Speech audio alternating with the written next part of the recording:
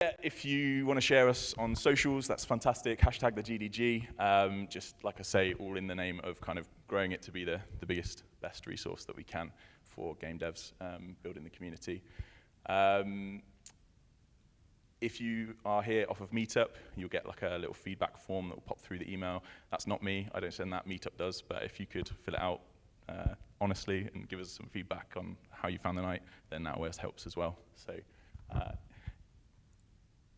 on to the main event. So tonight we have Tiffany, Scott, and Juan, who are going to be sharing their incredible knowledge on coding and what makes clean code.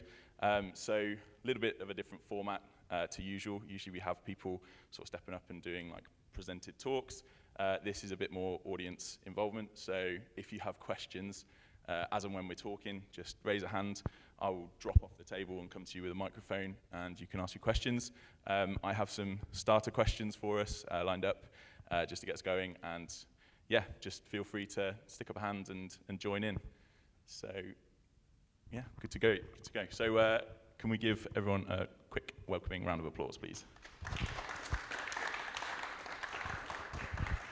Also, I want to say question or objection, because clean code is, in my opinion, and you two can have a different one, something that is still up for debate. Nobody necessarily debates. Like, people debate what makes clean code, and also people sometimes debate, should I do clean code? It sounds obvious when I ask you, do you want to do good code or bad code? But there are some drawbacks that I hope we're going to cover tonight about clean code versus what we would consider dirty code or something. Yeah, I mean, before we even get to the questions, that's a really good point, because... So my first question was, what is clean code? So this is great. Yeah. Okay, great, yeah. As you said, like, clean code is something, it's a concept that's very much not defined. It's a very blurry and abstract concept. And depending on how you define it, actually, you might want to do clean code, or you might not want to do clean code. Because, for example, if you define clean code as something that's very extensible and very flexible and very, open to extension and all that, well, then you might encounter situations where, that might not be the best option for you. So it really depends on what you consider clean code. What do you think, Scott? Drawing upon Tiffany's original thing there as well with when you might not want to do clean code, or the entire sort of subject there as well. People sometimes go too far with making clean code, and that's, I think, perhaps sort of the point there. And I think that's because the entire subject of making sort of clean code in a sort of a structural way, and having what a lot of beginners seem to do sometimes is follow a set of like stringent rules, and then go down one strict set of paths, and then they're sort of it sort of tunnels them down into a particular set of rules, and then clean code has sort of instructed their structure in such a way so that they now cannot change their software in any particular way. Sorry, and then to answer your question, Nathaniel, on what clean code really is, and sort of what clean code is to me, it's all just about intentionality. It's sort of just inside of your code, instead of just having it be your mind inside of a set of instructions, just have some kind of intentionality to your code, so that when someone else approaches your methods, approaches what you're going to be saying, ensure that the next person reading it understands your intentionality and can sort of pick it apart without having to spend too much time, and can figure out what that code might actually be doing. And that there can be taken as far down the rabbit hole as you want to go, or not. Yeah, sorry, go on. Go for it. Yeah, I was going to say just that, because for me, readability is something really, really important. Because when you're working, especially like in a company, and the code base is sometimes millions of lines long, or more than millions, it's really, really important that anyone can go to any piece of code and understand, or at least understand, what it does and how it works, right? So, yeah, I don't know how I would define clean code, because again, that's a subject of hot debate, and I don't know how I would define it. But certainly, readability is something really important, and you know, stating your intentions very clearly when you write code. So. Yeah, and that ties in nicely to what a question I have for the audience actually is, raise your hand if you ever dived into a new code base, could have been a new job, a new project, a new engine, and you're like, I've got no idea what's going on there. I was about to say, That too, right? does that count? Because I do that all the time. Me 6 months ago, I'm like, oh, and that's the thing is, that goes back to what you're saying, Scott, about intentionality, right? Clean code is really about trying to make it easier for your future self, because you might not remember that system you wrote 2 years ago, other people who come after you, and other people who come after you when you've left the company, because that happens a lot as well. So yeah, and how many of you have ever seen a code base like that, where they have no idea what's going on, and be like, oh, if they had done this and this and that, you know, after you finally understood the system, be like, oh, I wish they had done this and that. Anyone? Come on. Be honest. So yeah, no, I mean, I guess a lot of us, but it's subjective, right? And the person's intention at the time was probably commendable. And we all have very, you know, I'm going to start diving into the topic, right? One of the elements of clean code is naming conventions, for instance. That's a topic that's recurring when we're talking about clean code and intentionality. But naming convention, I'm sure we all have different one. And I'm not just talking about like camel case or anything like that. I'm talking about like, how would you name that function? There's always a debate. It's like, oh, what do you mean by calling it that? It's like, well, that's obvious to me. So yeah, I've got colleagues that really tend to name things like with really short names that sometimes get confusing. But then I come with the opposite view, and I tend to write really long names that take up a lot of space, right? That are really difficult to read, right? So it's really difficult to strike a balance between, you know, how clear you want to name your things, because sometimes naming things will sometimes. Usually, naming things is really, really difficult. So, yeah, that's something. Yeah. I've done a code review recently for somebody I mentor, and they had a function called death. That was it. That was the name of the function, death. It was void, type void, no parameter, no input parameter, no output parameter. Like, well, what does it do? Does it like trigger the death? Does it handle what happens after the death? Does it, who knows, does it check if the thing is dead? I don't know. I mean, I found out by reading the actual implementation of the function. But that's the thing. I think that's my opinion, and welcoming disagreement.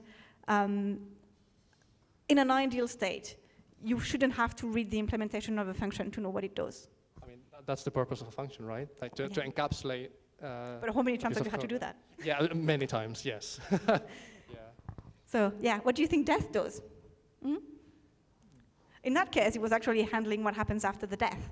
So I was like, well, I don't know, maybe you can call it handle death or on death or whatever, something just a little bit more explicit. But then you don't want to have a super long name, like handle death but only if you are human, or handle death for NPCs, or handle death for creatures, or because then like, surely there's something better you can do over there. That actually might be a sign of that that function is, that function might be better placed somewhere else, because if it's something super, super specific, then it might not be worth making it into a function in the first place. So, yeah, naming things in general, that there is a way, at least for me at least, of being able to figure out if that implementation belongs where you put it, and whether or not it deserves to exist in general, at least in the way you have it there as well. Because English is, at least, well, I guess probably any language, but I only speak English, but at least language, I guess, is so different from code that it can allow you to sort of question the reason as to why this set of code actually exists in there. And especially when you're trying to do clean code, at least in the start, you'll have a massive method or whatever, and you'll think, okay, this bit here is not clear. And at the start, you'll think, okay, I'll add a comment there. And then you think, okay, that's not the way to do it. I'll extract that method out. What is this method called? And you realize it doesn't even belong here. This call is in the wrong place entirely. And just a name can do that. Just calling something out. So you mentioned comments there. One of the questions that we've got, so it raises a really good point of like, because no one's mentioned commenting yet. And so so the question is, what is the purpose of comments? And what do you comment? Well, So it's complicated. So comments are essentially useful, right? Especially with certain types of code. And by types of code, I mean, for example, usually in game development, we usually have to do math code. And that type of code is more often than not really difficult to read afterwards by other people or by yourself in the future. So comments there are really, really useful. However, comments are also lines of code. It's just code that it doesn't get checked by the compiler, but they're also lines of code. And therefore, they need to be maintained and updated when the code gets updated, right? So it's difficult because from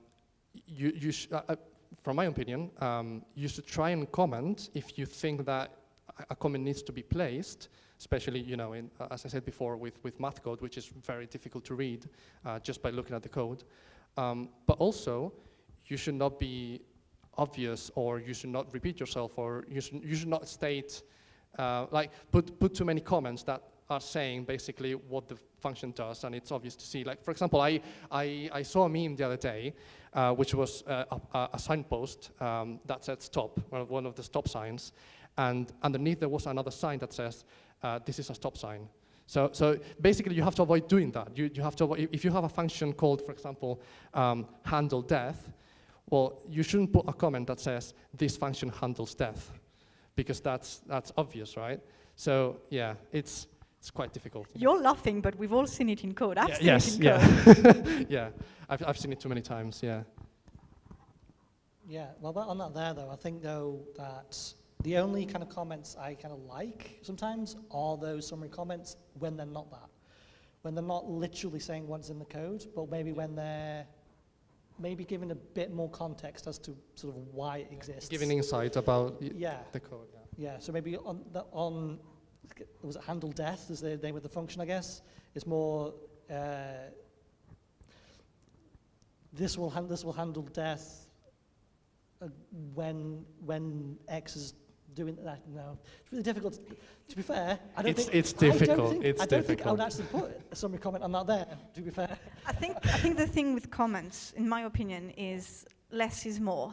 You shouldn't overload your code with comments, but there are times where comments become necessary.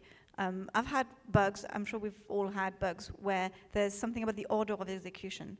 You know, if you're initializing components and stuff like that, sometimes it's really important to have a specific order in which to initialize everything in your game.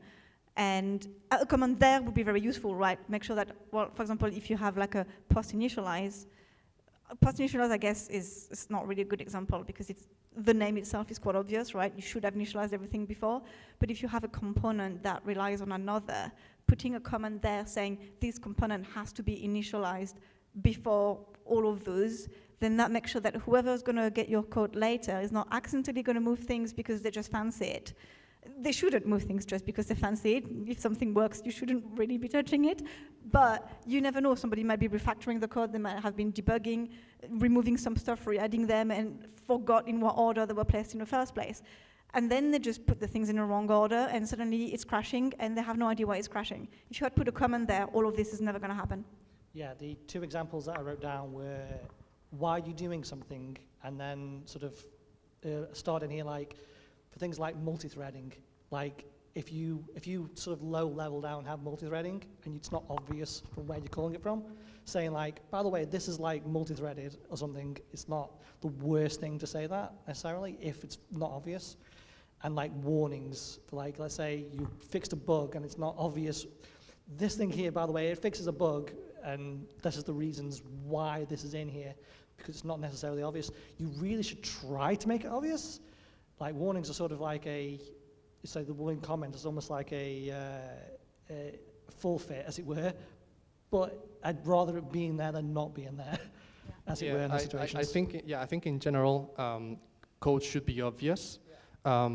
And you should comment in those cases where code is not obvious. Like, for example, as I mentioned before, math code or multi-threaded code or something that invokes a very specific API from a library that nobody understands, and you can maybe document that. So, I think it boils down to comment what's not obvious, right? Comment what's difficult to understand or what's difficult to read by other people or yourself in the future, right?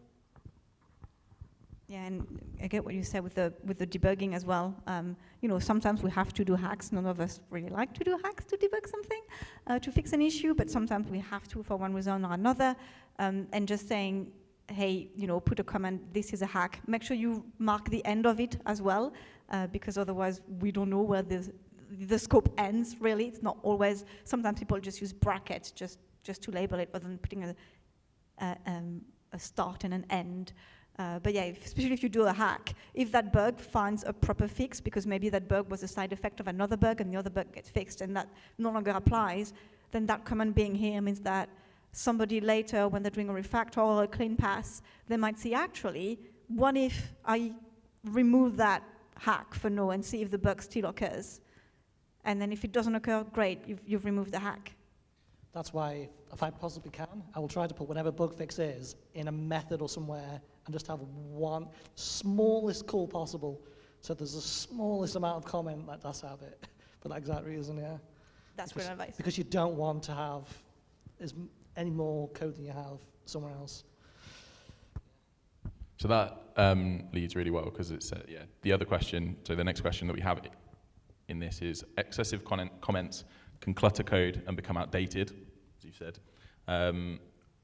What strategies do you recommend for writing self-explanatory code that reduces the need for comments? So we've kind of covered it slightly, but.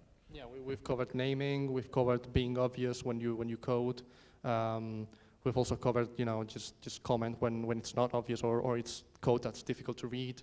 I think that's it. I don't know if you guys.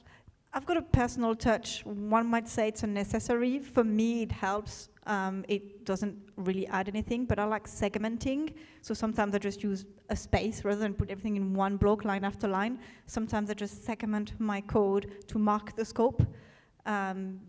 It doesn't really add anything to the quality of the code. To me, it makes it more readable. I don't know if some people agree. Some people have other methodology that they use that is not strictly coding itself, but that they think make the code more readable and easier to understand to them.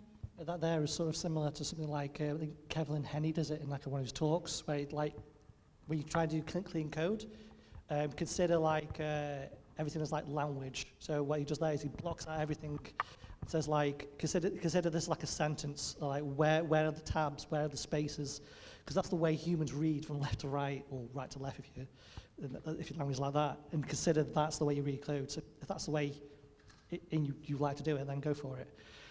The only thing that I also added, by the way, to that question was, and I might get a groan from colleagues, is test-driven development does kind of help slightly with like refactoring, because test-driven development, I realize not everyone in the room necessarily is like in industry, so might not necessarily know what that means. It's code to test your code, basically. So you write code that ensures that your code, at least as long as you do it well, is functionally doing what you think it's doing. It can help because that means that you can sort of refactor and it should be doing what you think it's doing. Notice there are a lot of asterisks on all of that. You have to do it well and it's a skill, but that can also help. Awesome. So you mentioned third-party integration, like libraries and things. So one of the questions was, when integrating third-party libraries and frameworks, considering they're not going to align with your code style, how do you maintain clean code in that circumstance? Yeah, that's a nice question, because the work I've been doing at my company lately has been working with an external library that I had to integrate to our engine. So I've done a bit of work related to that. So basically, the approach I would recommend is basically using a facade. So I don't know if people here are familiar with design patterns. Just for the people that don't, a facade is a design pattern. You can look them up later if you want. And it's basically a pattern that. How would you explain design patterns? It's difficult. So it's basically a way to arrange the code that's already not predefined, but well, architecturally predefined so that it solves a problem that you have. It's like a recipe that you can use for certain problems. And the facade pattern, it's really useful for this problem because it's basically saying encapsulate all the code that access this library or this framework, encapsulate it into one single, call it class, call it object, call it entity or what, because I don't want to be too specific because some of you might be coding in C++, some of you might be coding in Unity or other game engines. So just try to encapsulate everything into one place, everything that accesses this library or framework into one place, and then have the rest of your code just access this one specific place. So instead of coupling all your code with calls to this library or framework, just make that point the only entry point to that function. That's what I usually do, and that's what we do in my company as well. And it works really well. I don't know if you guys do something different or... You know, I've seen that happen. Also, there's another advantage to doing it that way. It's if you ever needed to change that API. Let's say your API is you're using your graphics library, right? You might be using OpenGL, you might be using DirectX, you might be using Vulkan. Let's say you decide to change it. If you've got the facade, you only got one entry point, meaning you can change where it is implemented in that entry point, and you don't have to worry about where else in the code it might be called, because you've got that layer of abstraction. There is a drawback to that, and I think when we get to the drawbacks, it's going to become a bit more obvious. But yeah, that's the other advantage of using a facade pattern, or I just call it abstraction usually. Yeah, that's basically it, yeah.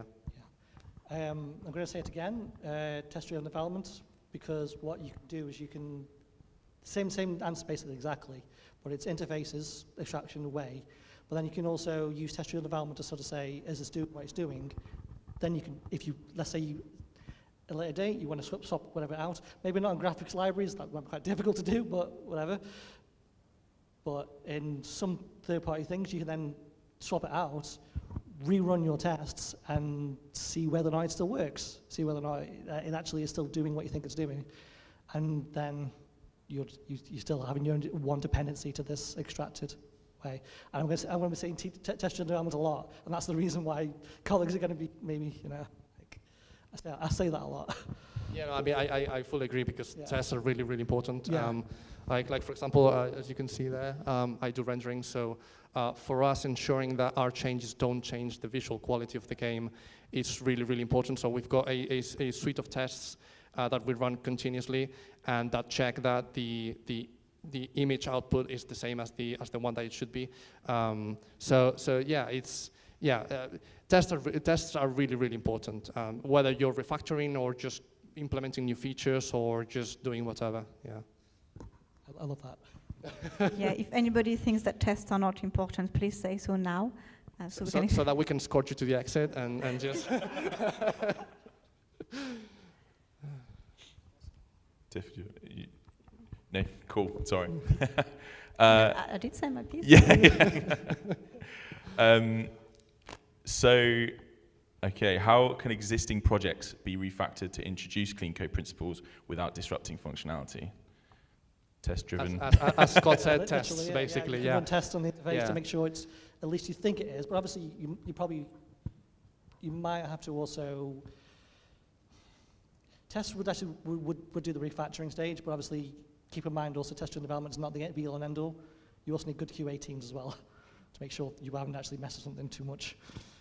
Yeah, I can give an example actually because we're doing now a big refactor internally in our engine.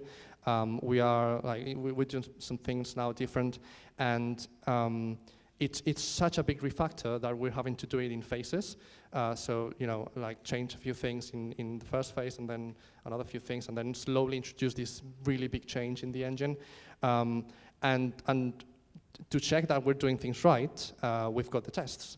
And as you can imagine, now everything's blowing up and everything's giving errors. But thanks to the tests, we know what's failing and we know where the error is, so we can fix it and continue with the refactoring instead of just doing the whole work, which you know, we're talking about like months worth of work. So it's a really big chunk of work that we're doing right now. And if you do all that without checking errors or doing it in phases or doing it slowly and checking that everything's all right, then it's going to be a mess and it's going to be impossible to do anything further down the line. And so if you've got really hard deadlines like we do, then you might not be able to ship your game or do whatever you want to do. So it's really, really, really important. Yeah, it reminds me of the 9 commandments of debugging. I'm not going to go through all 9s. That could be a talk for another time. But one of them is change one thing at a time. If you've changed one part of your system, one core functionality, when you refactor, test it now. Don't wait until you've worked for 3 days, because then you're not going to know what's introduced the error. Yeah, that's a key part of code testing and all programming in general. Quick feedback loops is the way to do it in general. Yeah, if you fail fast and log everything so that you know where the error is and how you can fix it. Actually, now that I remember, there are many, we've got many asserts in code. Well, for those of you that don't know, I guess everyone should know, but an assert is basically a point in code where the whole game just crashes and just fails to continue. And usually it logs some output or some error things. And many of the logs that we do usually give you a suggestion on how to fix it. So for example, if it can find an asset, we've got logs that say, hey, I couldn't find this asset, make sure it's in this file, and this file, and this file is checked correctly, right? So the logs, we do it in a way that we tell the future people that might get the error how to possibly solve it, right? So that's also really important. Not to you can move on in a second, but if you do want to academically look into this stuff as well, there's a great book called Working Effectively with Legacy Code by Michael Feathers, which might be something to look into if you did want to academically look into the stuff as well. I'm going to use what Scott said to just say, we're probably going to post all of this in the Game Dev Group Discord after, in the next couple of days. So if you haven't joined the Discord, by any means, please do. 100%. Plug. Thanks. So, forgive my ignorance. Are the tests things that you would write yourselves, or are they engine-based? Yeah, I'm familiar with some engines, and they have their own testing, which they just debug. But okay. You would write your own. Well, I can start if you guys want. So in our case, we write the engine. The tests are just little programs or pieces of code that just run other code, right? So it's just a little program that runs and just checks that the output of certain pieces of code or certain parts of the code is just correct. So it's true that if you use a pre-made package like Unity or any other engine, they usually have a test suite, framework integrated so that you can use.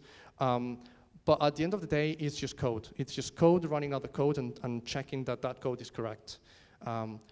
Which, if you think about it, then you might be wondering, well, but if it's just code that's running other code, what if the tests are wrong, right? Which is a whole other problem. But usually we keep tests super simple so that we can very quickly and easily check that the test is correct, so that it's not really a problem. But yeah, also something to think about, of course.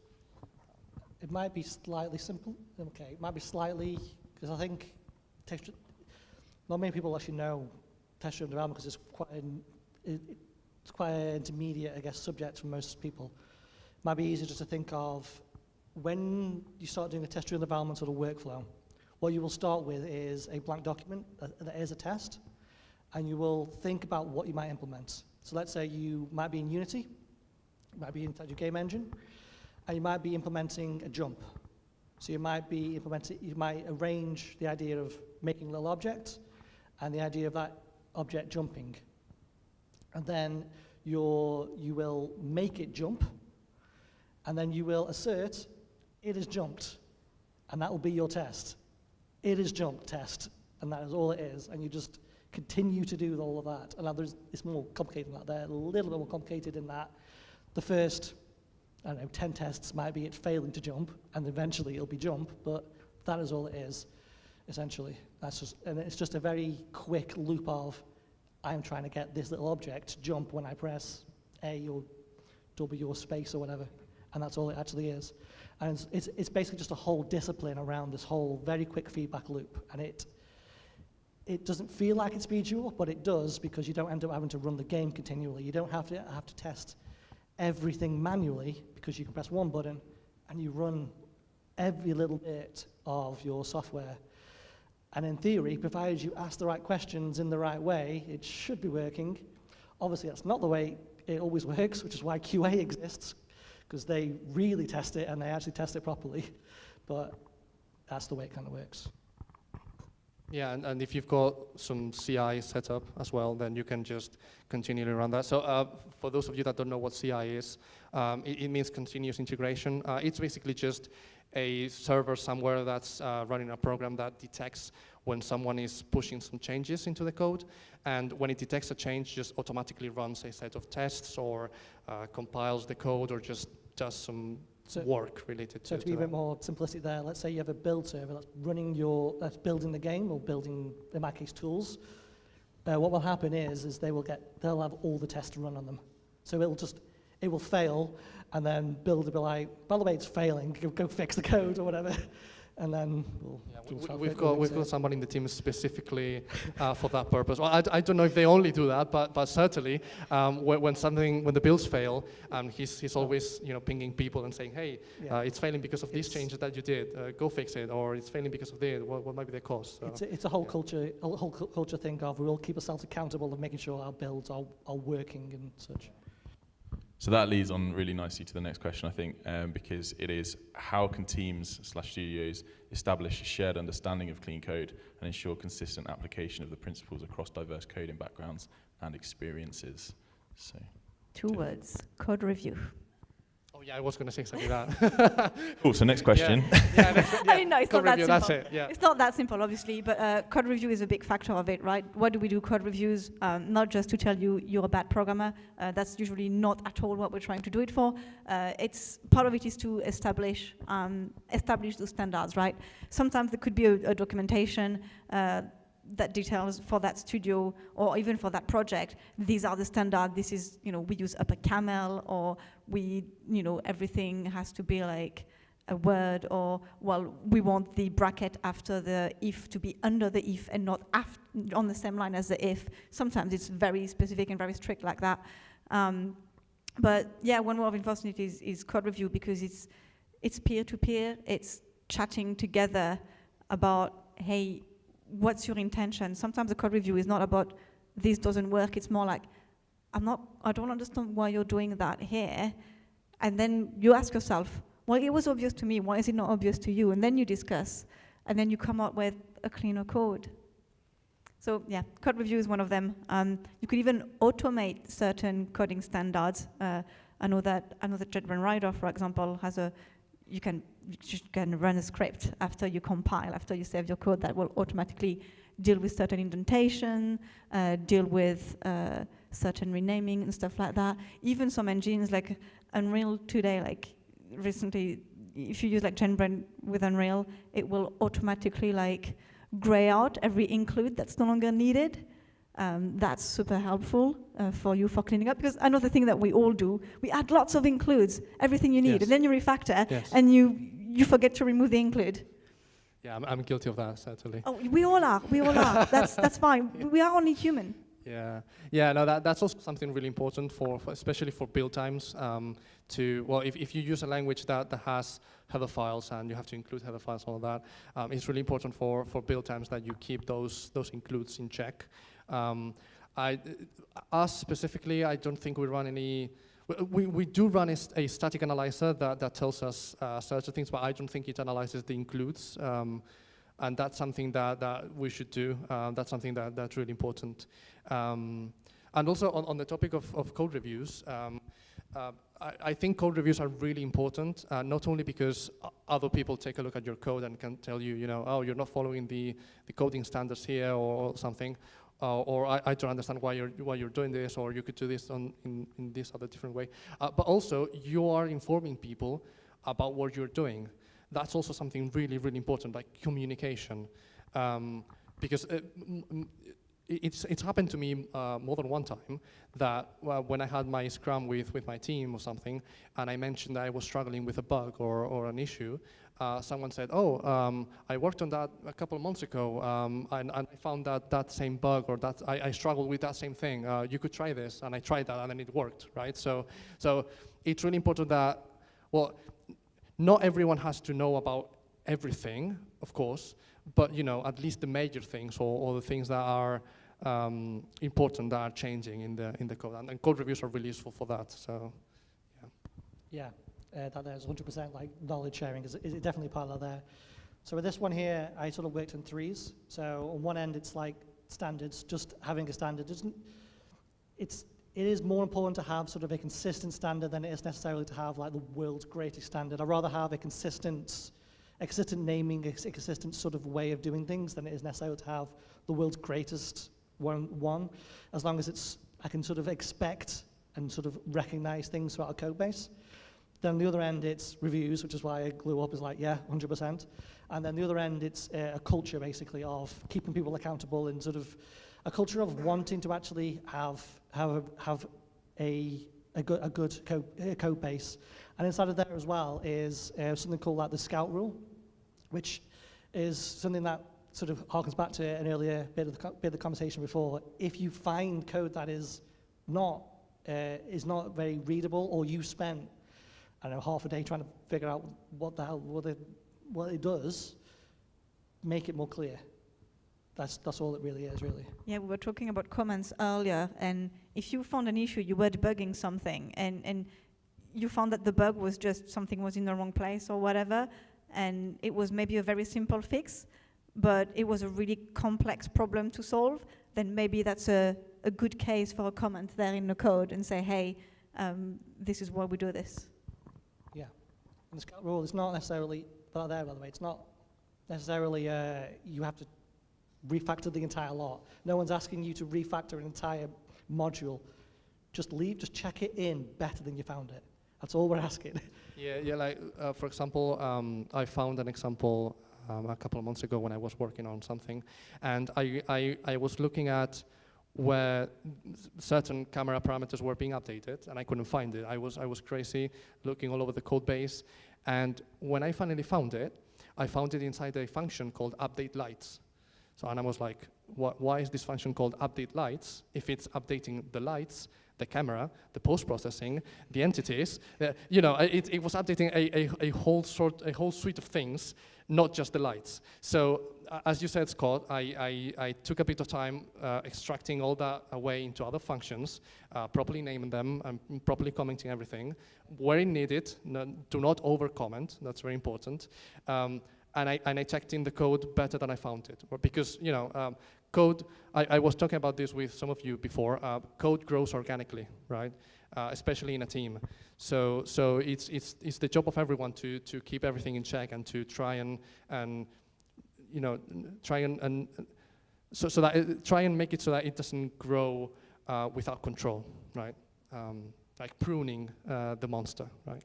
Yeah, basically what you were saying there of like, well, that function that says update lights, update everything else. If we were talking about like in technical terms, or something you could Google to kind of dig deeper into the topic, is called single responsibility principle. I'm sure if some of you are engineers, have been engineers for a while, you may have heard the term already. But it is something that when we talk about clean code, it's one of the principles that often come around as a potential solution that leads to cleaner code is the single responsibility principle, which it would take us like 20 minutes to explain what it is, I think. But in short, it's not necessarily that your function should just do, we often shorten it as your function or your class or whatever should do one thing only. It's not quite one thing only, right? Is it? It's more about if you needed to change anything in that function that would cause it to be renamed, then you probably should put that somewhere else. That's what you were saying earlier, Scott. That's what we call single responsibility principle, if you want to check it out. Otherwise, I've got some links I can post in the Discord after. If we have time, we could talk about the whole solid principles. Yeah, we could talk. We could talk about the whole solid. Yeah. So that's part of what we call the solid principles. So if you want to look it up later, they're quite useful. Again, I don't like treating everything as a Bible or as a dogma, right? Because the design pattern's solid and code smells and everything. It's useful, but you shouldn't try to follow it all the time, because then that's going to lead to actually worse code, right? Sometimes it can, yeah. Actually, I'm just going to dig into it because I've been hitting at it several times now. Typically, if you're going to try and add those layers of abstractions and keep having multiple functions and decouple your code by having lots of class that calls lots of the classes and lots of other objects, yes, it's going to be more readable. You followed the solid principle really nicely. Your code is going to run 4 times slower at best. That's one of the big drawbacks about cleaner code that I'm just going to drop the bomb here. One of the main arguments against cleaner code is sometimes it makes it, and we're not talking about compile time, we're talking about runtime execution. You can benchmark it, it's going to be slower. And there comes a real debate, right? Should I make my code cleaner or should I make my code faster? Well, the answer is, it depends. It's complicated. Yeah, it's a lot of it is based on intuition that you develop slowly when, once you work on more and more code and see what works, what not, what doesn't.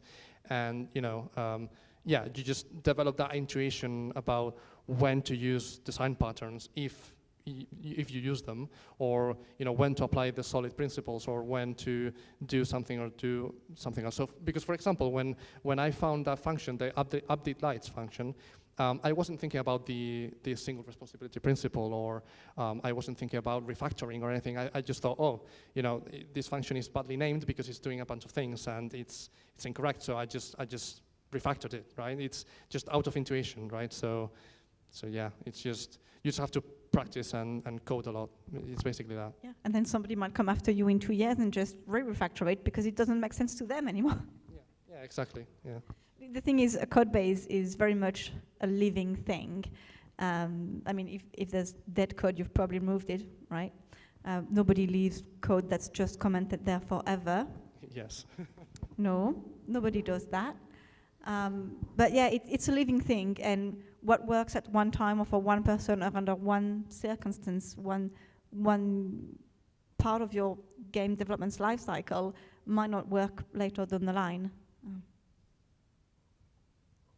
So that's you've kind of, because you said about there's a few drawbacks to clean code, right? So that's one of them, is it can slow everything down. It can. That's the biggest one, right? Is performance. But not everything leads to bad performance. Good naming convention and coding standards, for example, these don't really affect your performance. It doesn't matter if your function is one small word or 3 word. That's not going to make your code run slower. Yeah, it's more like the architecture of your code, because depending on how you structure everything, even though you might be following a design pattern or whatever, because you don't need to do that, and you can just get on with it with a simpler solution. It might actually be slower. That's why also having tests that check performance are also really important, because then you can check if a change or if a certain pattern or structure is actually performing slower than other simple solution, right? I think the only other sort of pseudo downside is that if you go really far down that rabbit hole, is very occasionally you can sort of hide bugs in clean code if you're extracting too much. If your code is too far spread, as it were, sometimes you can end up with code that's where one piece of code in one area is affecting some piece of code in another area, because even though you follow the solid principles, because it's so far spread and you can't visualize it in your mind because you've spread everything amongst individual names, individual classes, because now it's so far spread and so far around, it's now no longer comprehensible inside your mind. You've now spread your bug into one little section, and it was so difficult to find, whereas if it was all a little bit closer, a little bit more better structured, but maybe wouldn't necessarily follow some people's definition of clean, it might be easy to find. There's also that feeds into the risk of over-engineering. One of the kind of key skills that we develop over our careers as programmers is when do you decide to refactor? When do you decide that no is the time to have a nice, clean, again inverted commas, solid, compliant code architecture there? And when is it not the time to do that? Because there's a feature to be made, there's a prototype, you've got a big deadline, you've got a meeting with the publisher, and you really need to fix that bug. And this is why we do hacks, right? Nobody wants to do hacks. Sometimes that's the only way forward because your game's about to ship. Yeah, no one wants to put a to-do in a comment in a code. Have any of you actually checked your to-dos after you've put them? I have, believe me or not, I have. Because I have never. I have, but like I don't do a to-do if I don't actually intend to sort it like within the current sprint or something like that, right? If I leave myself a to-do, it's because maybe I was about to go on holiday or something like that. I don't leave a to-do after I consider the task done, personally. But I do to-dos for myself. Yeah, no, I never do them. I stopped doing them because at one point I realized I was never checking them afterwards. So I thought that it's pointless. So I'll just try to remember, or just have a notepad or something next to me, where I can note down what I need to do, instead of just putting a comment with a to-do somewhere in the code and just closing the file forever and just not checking it afterwards. That'd be a really cool thing for everybody to do when they next check their code base, presumably on Tuesday or something, is just Control F to do, see what comes up. Yeah, I once did that. The IDE was taking so long in searching for all the to-dos that I just stopped it, and I thought, it's not worth it. That reminded me of something. I'm just going back to the commenting topic from earlier. I don't know if you two would agree, but if I were to add a piece of code, maybe fix a bug in like a class or an object that's not usually mine because I fixed somebody else's code, or actually it was my task, it was my feature, but the problem happened in a completely different class, maybe because you decoupled it too much. I sometimes add my name or something to the comment because, sometimes you're looking at who introduced this, and going through the change lists, if it's something that's very old, could be quite daunting. Yeah, we usually do that. Apart from if it's like an important comment that's giving insight about something that's not obvious, we usually do that. And also something we talked about before, code reviews. So if I make a change in a part of the code base that is managed by someone, I make sure to include them in the code review so that they can check that change was made. So. Yeah, I mean, although sometimes that person who's done the code before is no longer there. That's True, happened yeah. to me before, right? You look at who modified this last, and you just search the history, you look at a timeline on Perforce or whatever, and like, well, that's not been modified for 3 years, and the person has left the company 2 years ago. Well, where do I go from here? Who modified it last? That's not getting done, Time is to it? read. That task's not getting done, is it? Pretty much. But the thing is, if it's a really bad bug, if it's like potentially like crashing or game breaking or whatever, you don't really have a choice. Somebody's going to have to bite the bullet. It's just the same as like if you find, you were saying earlier, if you find kind of like a bad code standard practice, right? And do you want to ignore it, or do you want to fix it, right? So that I've got a question here that's like, what do you do if you code yourself down a dead end, basically? Do you just bin it and start again, or do you hack your way out and leave prodigious notes and comments? It depends. It always depends because like if it's I've encountered situations where I couldn't do anything because of a deadline, because it was just too much work to take on, and I had other more important things to do, or I've encountered other situations where I could do something and leave the code better than I found it. When, for example, in the update lights example I put earlier. So it depends. Like, ideally, you would always want to be doing what's best for the code base, but sometimes you just can't. Right?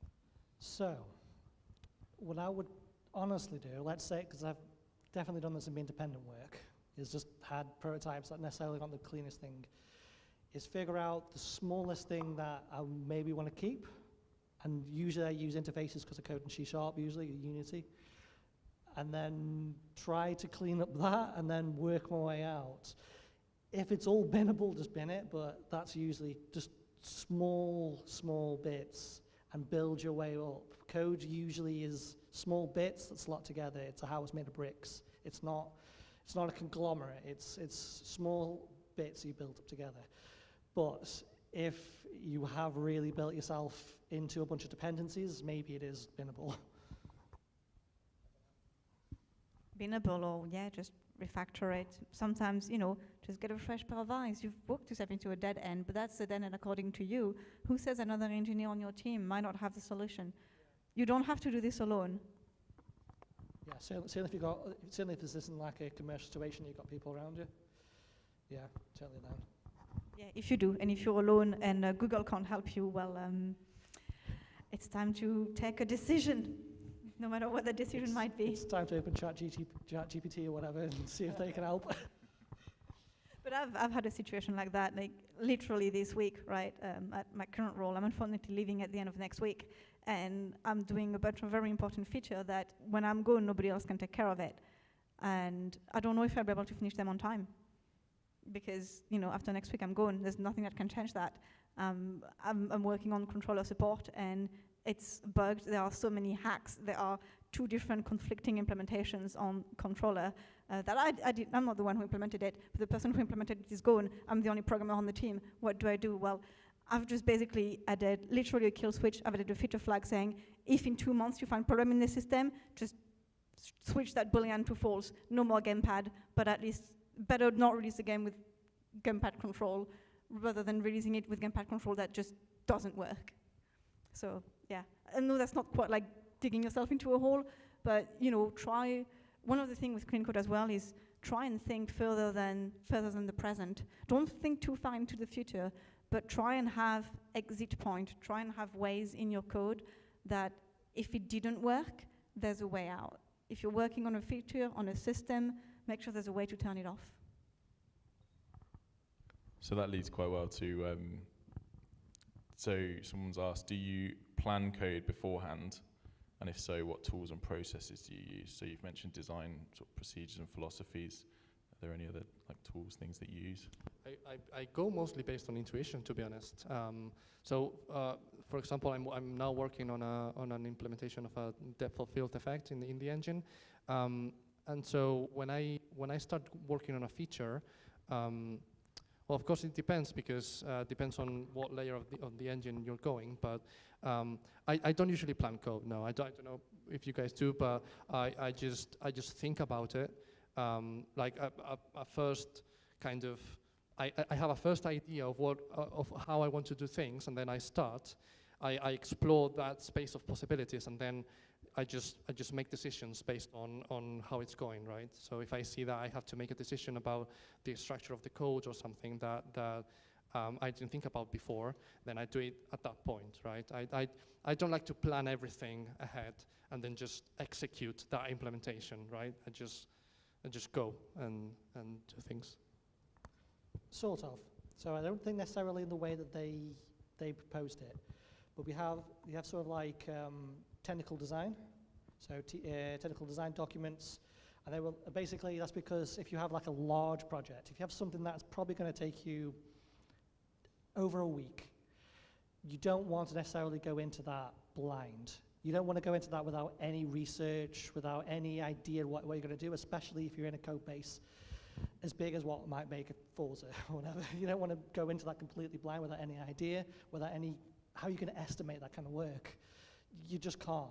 It's just the way it is. So you're going to plan out what you're going to code, but it's not necessarily planning the code. It's more what vaguely are the classes you might make, what vaguely the structure you might make.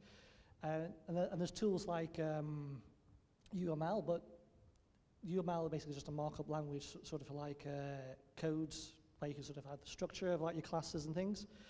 I don't necessarily think UML is the world's like greatest like markup things, but it is good for getting out of your head what you think the structure might be, And once you get it out of your head, you and other people can say, well, that ain't going to work. That class there depends on that, and that bit there depends on that. So even if it's just boxes on a piece of paper, that will still work. Just UML is just what people end up using. And they end up using a tool called Plant UML, which I really like as well, because it's a coding way of making the diagrams. So technical design documents, I think if you search them up online, basically it'll just give you a bunch of headers. And if you just throw them to like Markdown, which I quite like Markdown as like just a way of having like headings and things, and having like it like structured a bit nicer. That's sort of planning coding, but when you actually start coding, you can't really plan that very well. But that's kind of my answer to that, I guess. Sorry, go on. I think for me, I'm actually planning usually quite a lot. I mean, it really depends on what the problem is, right? If somebody says, hey, can you implement a jump there? I'm like, well, I know how to do a jump, right? I can do that. I don't really need to plan it out. If it's something I know how to do, or it's very fast, then I just do it. If it's something I'm not quite sure of, I'm just going to have a look at, are there precedents in the code? Is there something that's already there that I can reuse? But if it's a brand new big feature, and I just get a technical design document for like a whole system, and I see there's more than 2 or 3 classes, then I definitely always do a UML diagram for myself. If I'm going to propose a refactor, I'm going to do a UML diagram. I've had cases in employments where typically, when it was time to prototype, I used what was there in the engine. It was like, oh, there's something that does most of what I need to do. I'm going to use that, get the feature off the ground, get it in the hand of the designers, get it in the hand of the director, and see if that feature is going forward or not. That's not the time to write clean code. I mean, clean enough, but it's not the time to like fully adhere to like super clean code. But then came a point where features get piled on and piled on and piled on until I realized that system's no longer scalable. And we're not going to be able, we're still in pre-production. Before we move on to production, we got to refactor this. And the directors were like, no, we want more features. And I tried to convince them with words, and they didn't want to listen. So I did a UML diagram. I planned it all out. I was like, this is the current architecture. This is the new proposed architecture. This is how long that's going to take. I put it in the hand, got it peer-reviewed first, then put it in the hand of literally the director's team, and then I got my refactor approved. And then it got pushed back again, and I left the company, and so it never got done. But that's what happens sometimes, right? So if it's for me also, I'm a visual type of person. Things in my head just don't quite register. So just putting it on paper, even just for myself, sometimes really help when I do a coding test or an interview or something, and have to think about an array. I tend to just draw the cases and the things just on a piece of paper. If I'm solving an equation, I'm just going to write it down, because in my head, I'm just struggling to organize my thoughts. Yeah, I guess it depends on that, because I like you, I'm the totally opposite person. Like I like to have everything in my head. So because I really like ordering things in my head and like planning everything in my head. So I'm not that visual type of person. So if I think about something or if I plan something, I just want to have it all here, right? So yeah, it depends on how you best work, I guess. Yeah. Right. I think it's best, ideally, to be able to develop both, right? Because you don't know, when you present your code to somebody, to your lead or to the technical director or simply to a designer who just want to have an idea of how you're going to implement this, it's good to be able to explaining in terms that they understand. So being able to do a bit of both is preferable. I'd say being able to do a bit of both is very important as well if you're going into AAA as well, because you've also got to be able to convince other people to sort of give you that time as well. If your products are large, multi-week, multi-month even projects inside of your code, you've got to be able to present, I'm going to do this, and this is how it's going to work. You can't just say that. You've got to give them a plan. Trust me. Just give me 3 weeks, please. I swear, I'll do it. Yeah, precisely because of that, I hate writing tech briefs. Because because my thoughts constantly change and are constantly updated by new information that I get and new insight I discover when I code. So writing something and then have it set in stone for the whole development is a bit, I don't know, I don't fully like it. But I understand why it's important, especially for the higher ups at a big company. So yeah, a bit of both, I guess. Although I prefer to, just be on my head. Do what works for you, and if you need to present it to someone else and it doesn't work for them, then find another solution. Awesome, thank you. So, a couple of questions from the point of view of beginners. So, as a beginner, is it more important to learn and implement clean code principles, or to just crack on and start practicing and learning to code and then refactor later? I would say there are some habits, like the coding standards, like the naming conventions, that are best tackled as early as possible. I was, before this, I was talking to you earlier, and I was telling you this, that I do a lot of code reviews and portfolio reviews for students, graduates, or people who are at entry level in the industry, regardless of their age or background. And one thing I've noticed happening a lot is these are solo developers. They're people who just build their portfolio on their own. They know their code really well, and you know your code really well. But in an actual industry setting, in a small team, maybe less so, but in a big team, in a big AAA, you don't know who's going to modify your code or when.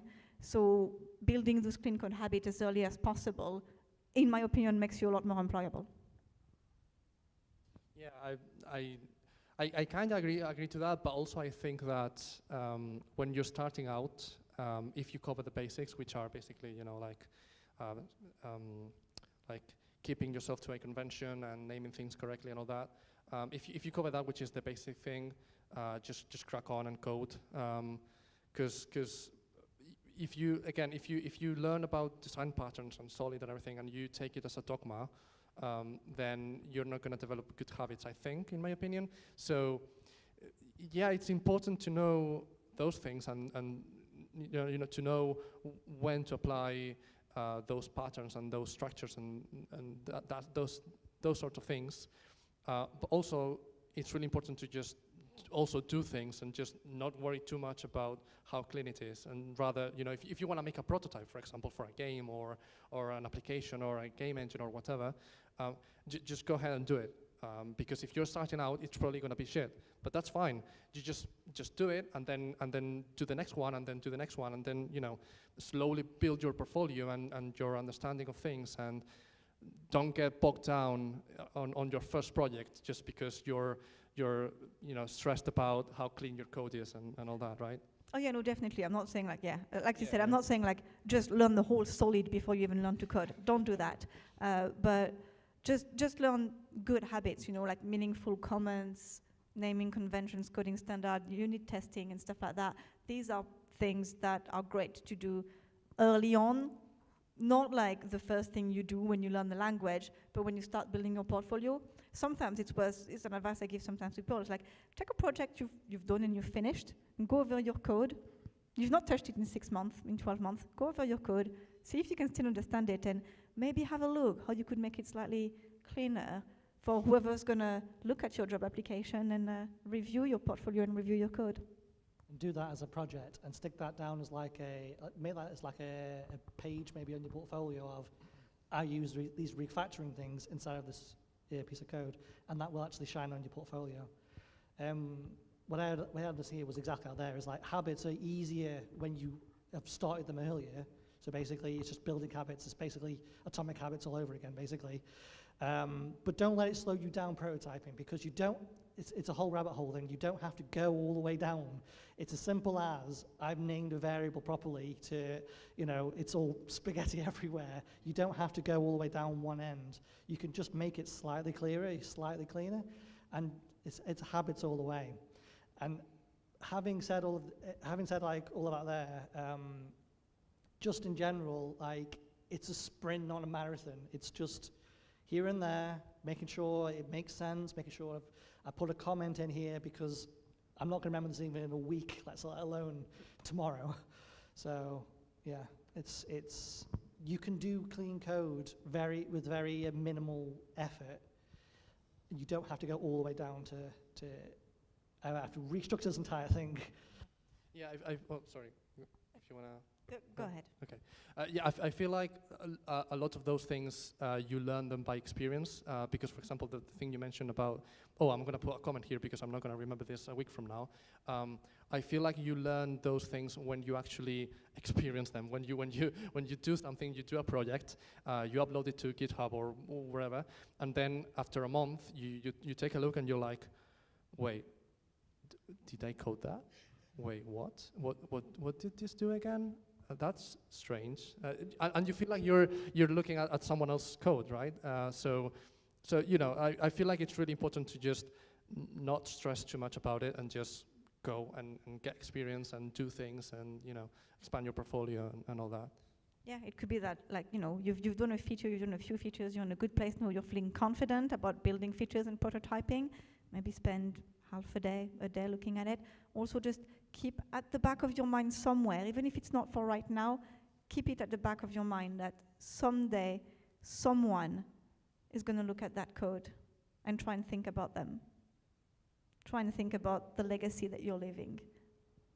In particular for them, for beginners as well. If it's in your portfolio, who do you think is going to look at it? It's going to be the people that you're going to be applying for.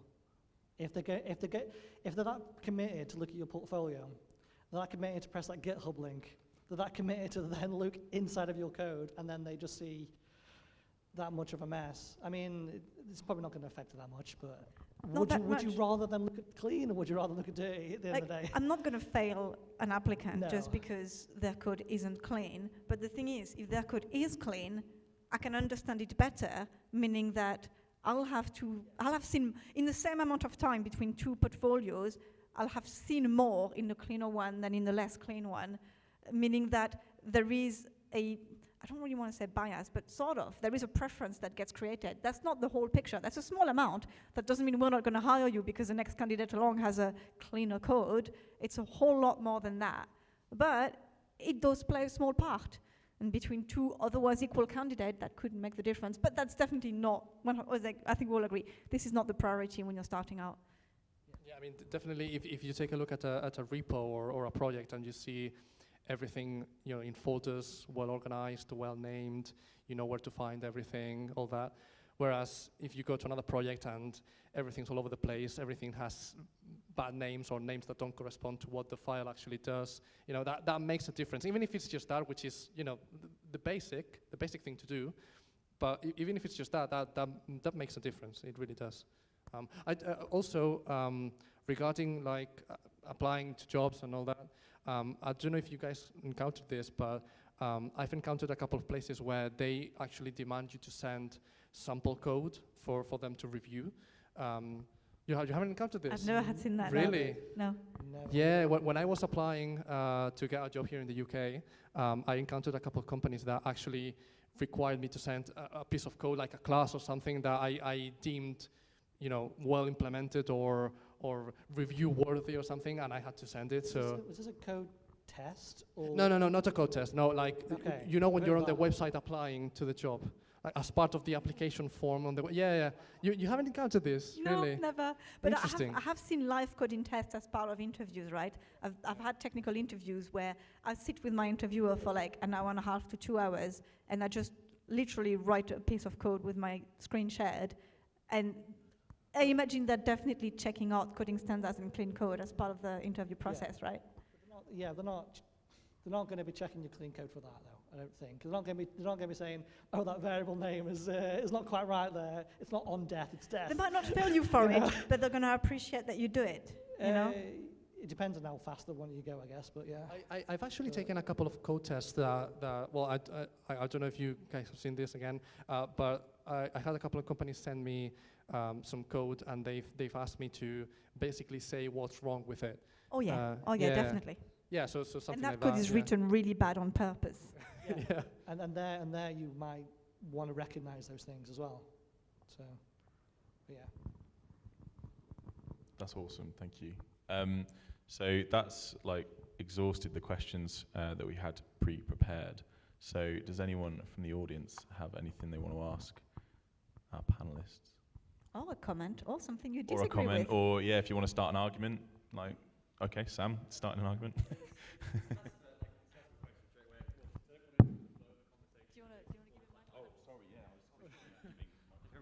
Yeah, I'll start again. So yeah, like less of a question towards you all. Like, thank you very much for your time. Really good session. But more just, I just thought I'd add my like 2 cents to a few things because I didn't want to interrupt the flow of conversation earlier. But like going back to like comments, you know, I know there's always some fighting about that. Yeah, like generally I have the same opinions as everyone, where like comments are really a bit of a last resort. Like, you know, you should never use a comment because your code should be self-documenting, and maybe there are a few times where maybe if you're doing some like arcane bit shifting or crazy stuff like that, where it's like, this is what this does, or, you know, another kind of time I'll see that is if you're doing something in the code that looks wrong, but you need to do it for a particular reason. Like I'll see like in, you know, init functions, someone will call like an update function and it looks wrong and you would go to delete it, but it's like, don't delete this because this is what it does. So things like that can be good. But yeah, like also I think as was touched on, you know, if ever you get into a situation where you're thinking of writing a comment, that's usually a really good time for being like, can I take this like unit of functionality and like break it out into a function and then use the function name itself as the comment? That's another thing that I find super interesting. So that was just my thoughts and comments. Like third-party integrations as well was something really interesting as well. Like, you know, a lot of the work I've done has been on, you know, like first-party platform integration stuff. One thing I thought that didn't get touched on, which kind of is like a hybrid for like clean code and I don't know. Well, let's just say it's clean code, right? But it's called the p-impl idiom. Stands for pointer to implementation. And basically, it's just, so this is like a C++ thing. So sorry if anyone's like from Unity or C# background. But generally, what you'll do is you'll have your like header file, like your implementation. You'll have like a private member, which will be what you'll forward declare like a class called impl within your class. So it'll be scoped within your class, and you'll have like a pointer to it.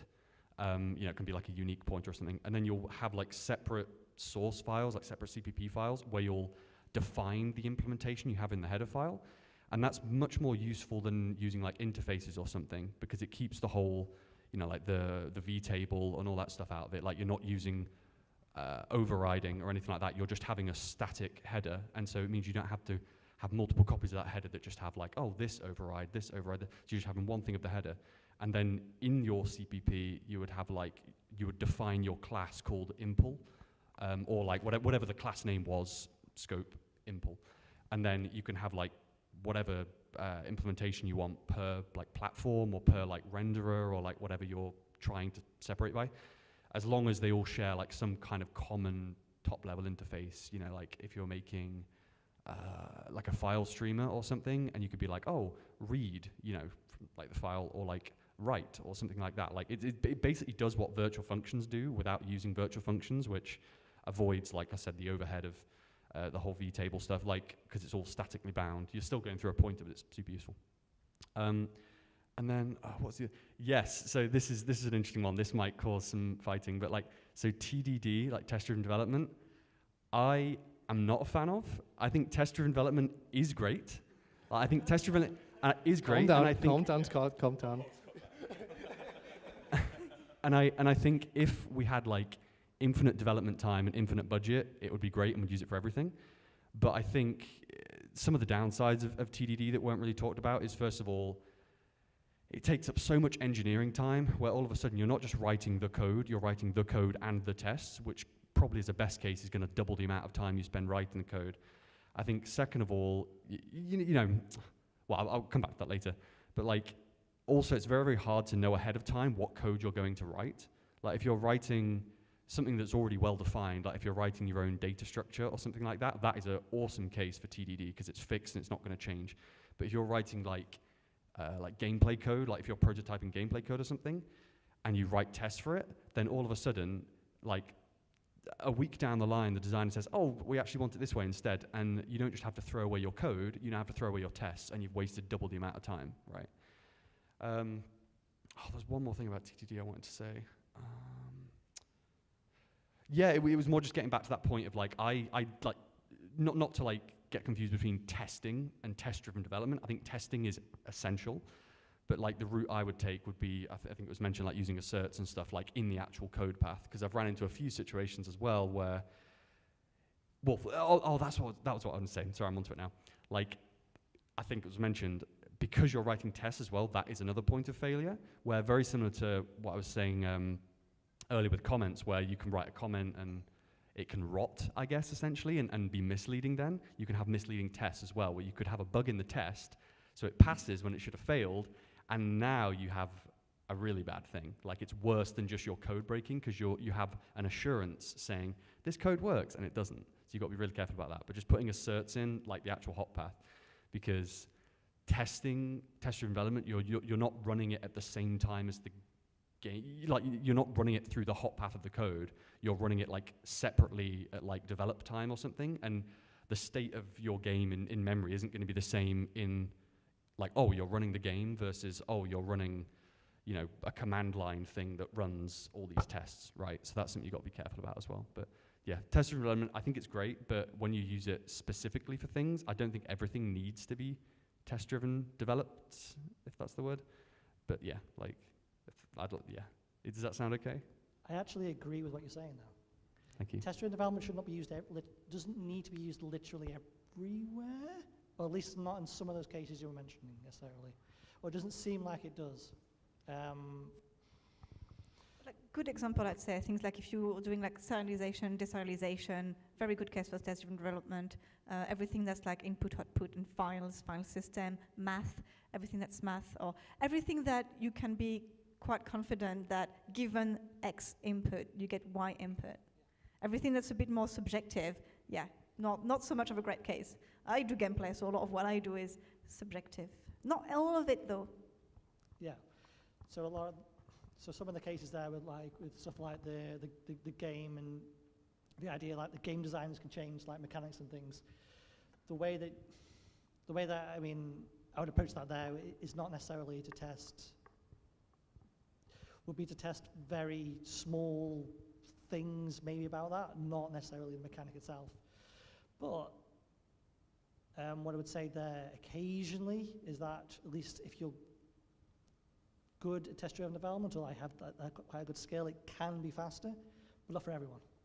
And not in every single workflow. In some workflows, especially in the game side, it's not as relevant always. I'm in tools. Tools is a bit easier. It's a bit easier to say this button does what it says it does than it is necessarily always in the game. To say this mechanic works exactly the way it says it does when I've just changed this mechanic to do this 10 times in the last 2 weeks. You know what I mean? If you're doing quite a top level test of this mechanic, that's not necessarily, you're going to be taking that test and the mechanic and going back and forth between those two. But yeah, it's an interesting one. I do agree with what you're saying though. It's not like a complete, it's not a complete throwing away of what test-driven development is. It's more like test-driven development is something that you can pull out of the drawer when you need it, but it's not a be-all and end-all. And like I was saying before, QA exists for a reason.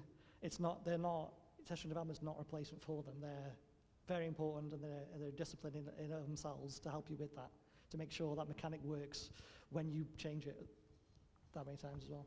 Yeah, that makes sense. But again, I would probably ask the question, sorry, this is getting a bit like contentious now, but like, I'd probably ask the question, like, if you're still needing QA when you're doing like full extensive test-driven development, where you're test-driven development, or test-drive developing, I don't know, everything, then it sounds like your test-driven development isn't good, right? Like, because if you're passing every single, if you've covered every aspect using test-driven development and you're still getting bugs slip through, then does that make sense? I think the only way that would happen is if you'd only done like half test-driven development, which again just seems strange. It's because it's not the ideal case. Okay. The ideal case is everything's test-driven, everything's interfaced, it's all rainbows around the circle. But unfortunately, we don't live in that world where every engineer can think of all the scenarios, and we don't work with third-party libraries and all these individual scenarios. Unfortunately, we don't live in that world. So unfortunately, occasionally those things slip through in which an engineer didn't think that if you, I don't know, had a spline with 0 knots, that is the thing that can happen, and that just breaks everything, you know? Again, I'm talking tools because it's where I'm from, but... I mean, is it even possible to fully test something? because I don't think it is, especially in a game, because a game, it's not just a program that's running in a process and just outputting some logs or whatever.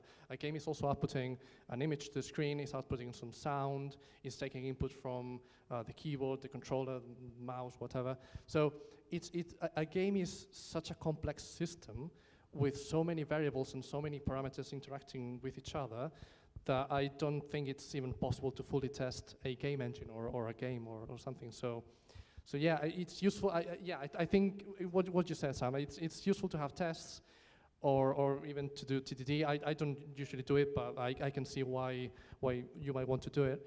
But also you have to keep in mind that it's very difficult to fully cover like everything in a game. I mean, it's just, TDD is just one layer. In theory, you should also always test your own code to a degree, right? Before you submit it, you should have run some tests yourself, the obvious cases, the obvious edge cases. Then you can have some TDD to run some slightly more obscure cases. And then you've got your QA team who's just going to try everything in their power to break it. And if QA finds something, I mean, you should be a bit like, oh my God, I can't believe I didn't think of that. Yeah, like that all makes sense. That's great. Yeah, I was just thinking. Then you present it live at a convention and it's broken. Like, we tested this 500 times. Why is it broken now when it matters? Yeah, I just find it interesting because like if you're writing tests, you're going to be writing the tests for the most obvious bugs you can think of in your head, but maybe forgetting the tests of the weird edge cases.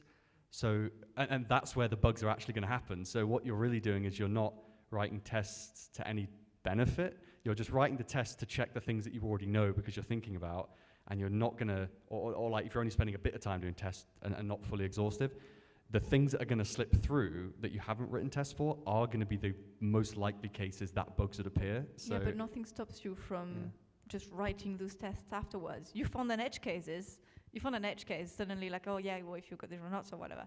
Well, know that you know this can happen, you write a test for it. Yeah, and that's kind of the more the purpose of it. And you will know that your fix, in your mind at least, doesn't then break the rest of the functionality because the rest of the things sort of, or at least you think you know, the rest of the functionality should pass. It's more the purpose of it. It's more like you think this works because it's a thing you can employ. cool, thank you. I wanted to touch on something you said, which is the pimple idiom. I didn't want to go super concrete on design patterns and idioms and all that, but I fully agree with the general philosophy of preferring composition over inheritance, because like for those of you that might not know, inheritance is actually really bad. Inheritance actually harms performance, and well, not only performance but also readability. It makes code more difficult to read.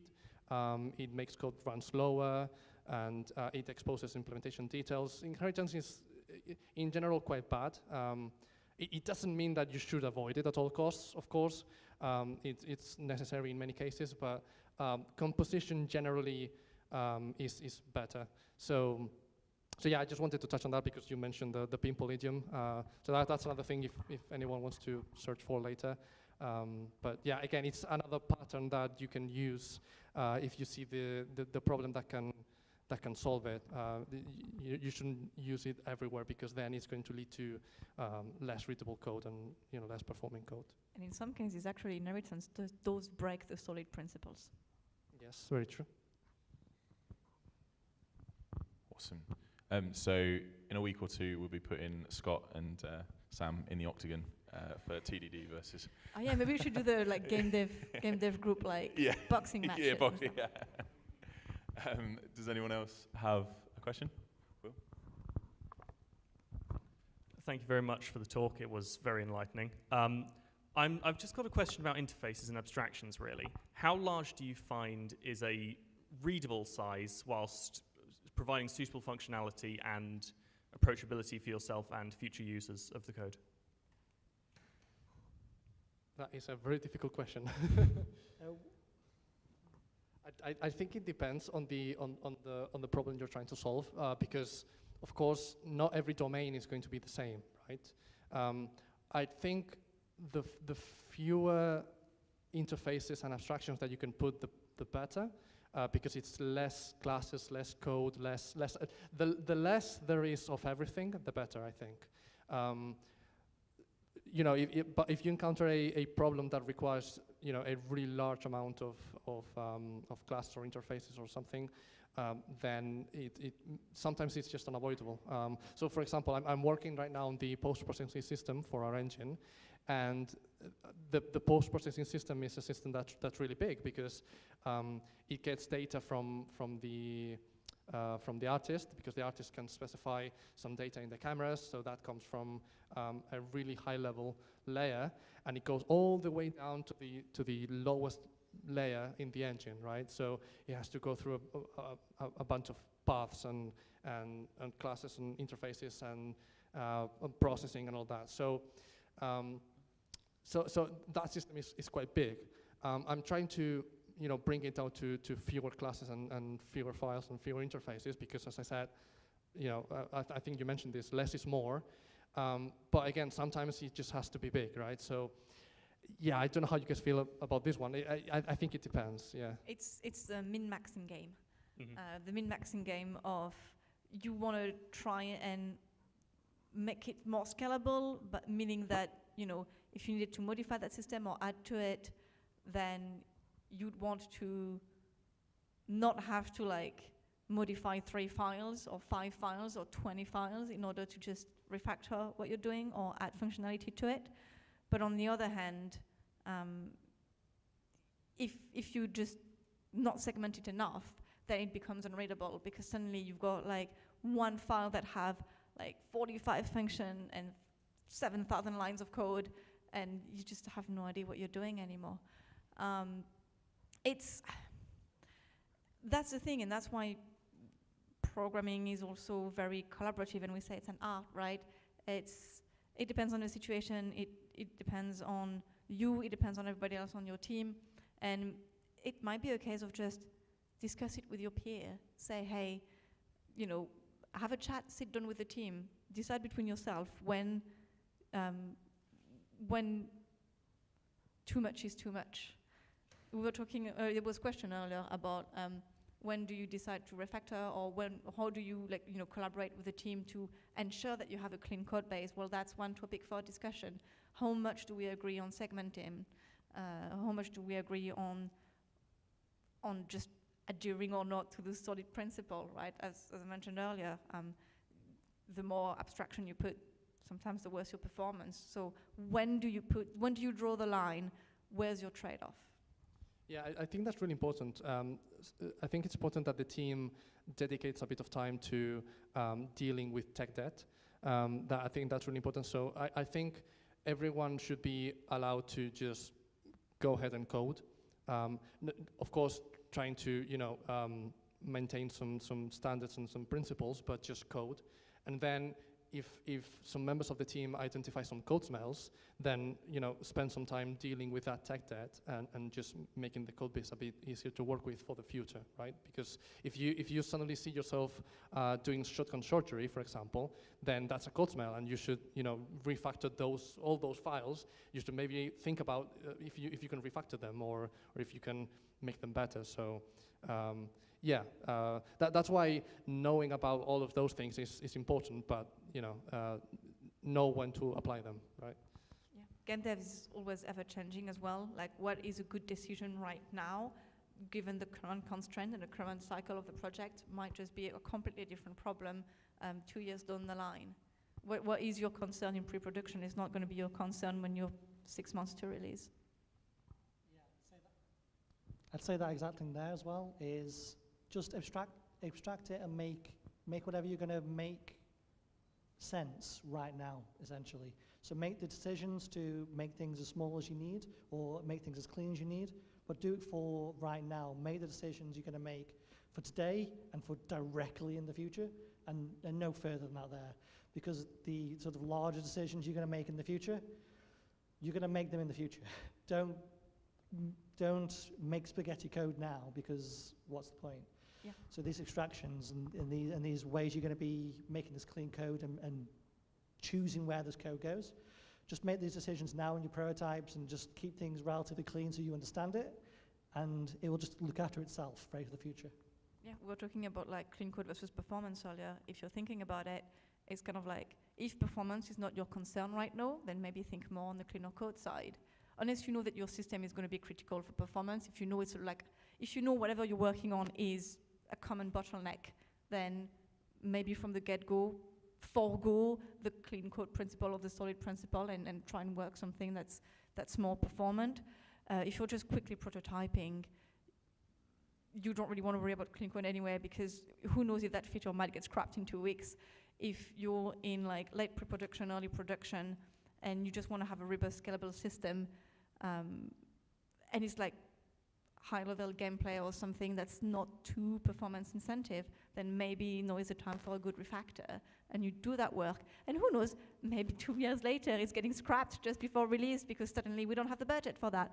But that's the thing, is you don't want to think, this is what you were saying, Scott, you don't want to think 3 years in the future. You may want to think, well, you want to think current milestone. You know, if you're in pre-production, worry about pre-production. If you're in production, worry about production. And if you're in polish, worry about polish and all of the in-betweens. But don't worry about when the game's going to release if you're on a AAA project and you're on year 2 and the project's going to be another 7 years. Yeah, like for example, in the big refactor that I mentioned before that we're doing in our engine, we're doing that because we now have access to an API that we didn't have before, right? So we are doing that right now because we can, because we now have the capability of doing things that way. We couldn't do that, I don't know, 5 years before. So we did not go with the approach we're doing right now because we just couldn't, right? So yeah, it's, as we said, the code is an organic thing, and it just grows and it just mutates organically. So it's keeping clean code and refactoring and just tidying everything. It's a constant effort. You just have to constantly do it. So yeah. Did we answer your question? Did that answer the question? That did answer the question. Thank you very much. Any more for any more? Any more for any more? No. Anthony? So there is one from the stream. Oh, you've got a mic? Yeah. Oh, okay. The AV director has a mic, of course he does. It's all right. Yeah, so there's one from the live stream. Are there any gaming, maybe he doesn't have a mic? Are there any gaming industry standards for coding practices apart from the standard good practices in software development? So you mentioned, you've talked a lot tonight about, you know, good practices and that kind of thing and standards, but are there any specific to the gaming industry rather than just programming and software development in general? There are some patterns for game development specifically that you can follow, but again, they're just patterns. They're just, you know, solutions to specific problems or certain sets of problems that you might encounter. But like standard coding practices or conventions, I don't know any. Don't know if you guys know. No, I think not only they're not game industry standards per se, like game industry wide, but they're very much, each company will have its own standards. There are, like if you look at the Unreal documentation, Epic does have a lengthy document about their coding standards and naming convention, and you're welcome to follow that, but I've worked at companies where they use Unreal and they follow the Unreal standard like about 80% of the way, and then the last 20% is their own stuff, so. Yeah, but part of the difficulty of this, and part of the reason of this session is that we haven't figured it out, right? We haven't figured out a solution that fits everything, that fits all. So that's why there are not industry-wide standards, because, you know, it depends on the engine you're using, it depends on the company you're working with, or the type of product that the company is making, and all that. Size of your team. Yeah, exactly, yeah. Unfortunately, I work on tools where I am basically on software, but for me, a lot of our standards sort of come from like the Microsoft C# ones, and then our own standards basically from that. So not really, I don't know any really. And sometimes, you know, I've encountered, you know, I think we all have our own ideal of what we consider to be like the best coding standard. And we might all disagree. Sometimes I'd be working at a company or seeing some code and be like, I really hate this. But that's the standard they adopted, right? And it's like, okay, well, if that's what you want, then that's what you want. It's a good opportunity to question what you think is right. Always question yourself. But if you really do believe you're right, you can try and make a case for yourself across the team. It's like, hey, I really think this is better for X, Y, Z reason, or let's sit and discuss. But yeah, you're not going to find any game industry-wide standard of code at all. You'll be lucky. There's even companies who don't have those and who just, everybody does whatever they want. And that's where I draw the line personally. If I go into a studio and there's not some kind of coding standard, like, can we please decide on a standard? Have you worked for a company like that? Yeah. Oh my God. Oh no. I think if you get to a company like that, you've got to, well, I mean, you try to be the change, I guess. You gotta. It's like I'm just gonna do it at this point. If you have the capacity to be the change, try to be the change. Yeah, I would be, because like, I can't stand this. I literally cannot look at this code. It gives me headaches. Yeah, Nightmares. when you see very old names that are like A, K, and then P2 is K plus A, and then you pass P2 to another function that does something, and you're like, what? What is this? So Juan, you mentioned some patterns that are specific to game design. Yeah, if I recall correctly, there are I think there's a book Game about programming patterns. Yeah, that one. Yes. Yeah. Sorry? Robert Nystrom Game Design Patterns, it was called. Yeah. Yeah. So it's if I recall correctly, it's basically design patterns, but applied to game dev. So yeah, you can also take a look at that. But yeah, it's same. It's just patterns. It's not a solution fits all, right? Yeah. And what I would say is actually read the entire chapters. For instance, in like in some of them, at the very end, it'll say, but in C#, they've already implemented this. So actually, just use these things.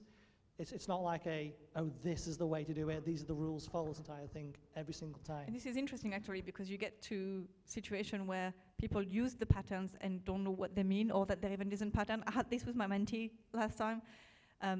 They had used the Unreal State Machine for their animation system, for the weapon animation, but they didn't know what the state pattern was. So I talked about the state pattern. I was like, the what? It's like, this is the state pattern. I was like, oh, but I use state in Unreal. And I looked at the Unreal and I was like, well, see, Unreal does it, but think about, rather than applying it just to your animation for your weapon, could you not apply this across your whole weapon system? Like, oh, that was the answer I was given. Completely, like, couldn't believe my eyes. Like, they said they couldn't believe their eyes, not me. I was like, they wouldn't have known, right? So yeah, it's interesting to see new engines having those features built in, and the newcomers apply them without knowing what they are. And this is why we do code reviews. Yeah, I guess that's one of the dangers of abstraction, because it's really important to abstract things, but then when you abstract things too much, people that don't know the details behind them might not know why something works. Right, so then you might find someone just using something as a black box and then not understanding really what that is really, or the underlying mechanism behind that. So yeah, that's something interesting to think about, I guess. Just a very minor point as well, and just in general design patterns, not even just like game design patterns, but just like software design patterns as well. It can also sometimes be just useful just to like have them in your mind as well, and sometimes use them, because someone else that looks at like an observer design pattern will just recognize it's like, I know where this is, I know exactly this layout, and they don't have to but they will understand it because it's laid out this way, things are named in this way. They're sort of like unsaid lingo between software developers, as it were, provided everyone still reads the books that have these things in. Hopefully they should, but. I mean, for people who are maybe looking at entry-level role in programming, design patterns are very common interview questions. Oh yeah, that's very true. Yeah, we'll probably link the books and everything in the Discord. So if you want to take a look, it will probably be there. Yeah, I also have a really, I'm going to make the joke, I have a very solid video on the solid principles that I'm very happy to share. Sorry for the pun, I had to do it. It's a very dry talk. You know, programmers are tired when we start making really, really bad jokes like that. I feel lucky to get any humor from programmers at all. We are funny. Sometimes. Any more questions for any more? No, fantastic. Okay, so I had another screen up. So usually I'd say, well, I'll start. Thank you very much to the speakers for tonight. Can we have a massive round of applause, please?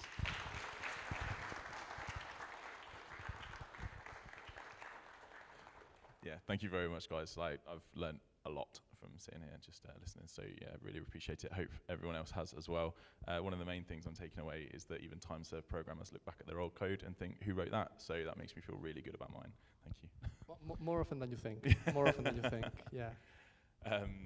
Yeah, so yeah, thank you very much. Appreciate it. So a couple more thank yous as well that I missed at the start, but just want to say huge thanks to Anthony and Reese for doing all the sound and the video, the AV stuff. Couldn't do it without you. Thank you very much. Both. So Anthony is a very accomplished sound designer who, yeah, he does some excellent work. Looking for a role at the moment. So if you need anyone to do your sound, then hit him up because he's very good. Reese, you're an actor and voice actor as well, right? So yeah, if you need some voice work doing, then speak to Reese.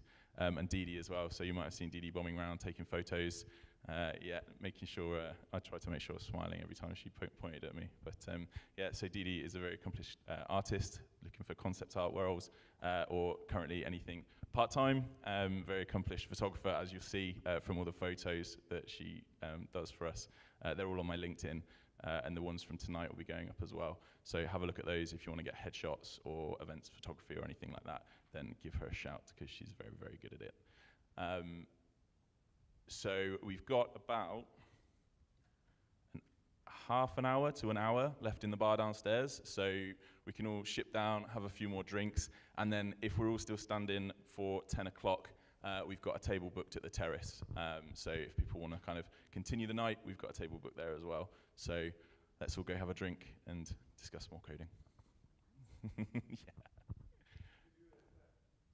No worries, yeah, thanks. Yeah, and thank you to Nathaniel for organizing this all the time and just even finding the time to do it. I remember, you know, you're right, you were saying, it's been a year. It has been a year. A few days ago, Facebook reminded me that the very first talk was a year ago. Yeah, which you were part of, so thank you for that as well. Yeah, it feels like ages ago when we met at the old location, which was pretty dodgy, dodgy looking. Yeah, it was. Have to go through an alleyway, put your keys between your fists. You all remember the Coke can on top of a projector just to get it. Oh yeah, true. Yeah. Did you save that can like as a memoir or something? Yeah, it's up on my wall. Yeah, so yeah, we've gone up in the world. Mill Street is phenomenal. So yeah, it's going well. So yeah, thanks once again, and let's all go have a drink. And thank you to everyone for coming.